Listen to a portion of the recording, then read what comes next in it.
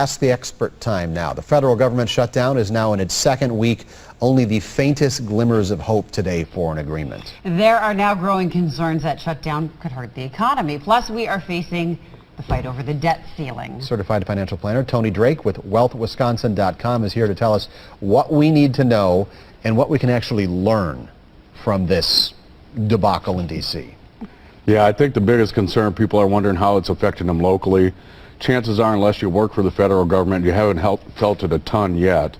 My father works for federal government. Certainly those folks furloughed are feeling the crunch, and we've all become aware of what's happened with these poor soldiers that have fallen and this death benefit nonsense they've gone through. But most of us aren't feeling that locally. The problem is if we hit that debt ceiling, which is projected, we don't have an exact date, but about a week from today, that's where we could really feel the financial crunch, I think. Social Security benefits, that's one of the big things people are worried about. Yeah, I think a misconception, when the government shut down, those folks are still receiving their payments. If it's time for you to apply, you can still go apply for new benefits. But if we do hit that debt ceiling, government runs out of money, can't meet their bills, that's the time where we could see those payments stop. Okay, let's talk about that debt ceiling. This is where we actually saw the most progress on Capitol Hill today. If they can't get this together and the government can't make good on its debts by the 17th of October, what happens to me, Courtney, and everybody else? Well, I think for most of it, it's about our investments immediately. Last time, just in negotiations, when we hit this a couple years back, about a 17% decline in the economy and the stock market specifically, and people get nervous. I'm having clients call today that are saying, Tony, we work primarily with retirees, and they're saying, what should I do? Should I go to cash? How should I handle it? Anytime there's that hesitation, it's certainly going to affect the markets long term and the economy. So when it comes to your investments, should we be doing anything right now? Is there a certain age group that should be doing something?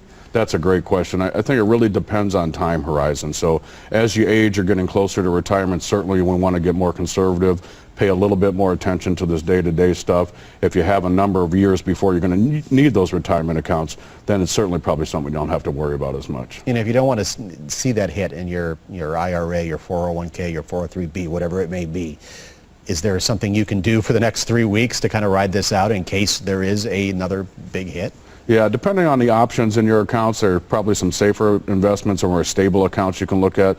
The flip side of that, though, is as the market starts to curve back up, if you've gone to those stable accounts, very difficult to time that and miss some of the rise as well. Let's quickly inform people about, okay, if we hit the debt ceiling, what happens then? America can't pay its bills, or it has to start picking and choosing what it's going to pay? Yeah, there's a little bit of debate about that. They certainly can't pay the bills if the cash isn't there.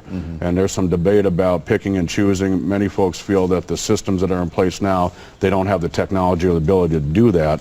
So the big question is, what happens? I mean, that's a question I think we all don't know, which is what's putting a lot of fear and instability in the markets and economy. And hopefully we don't find out. Certainly. Tony Drake, thanks for helping us navigate the unknowns here.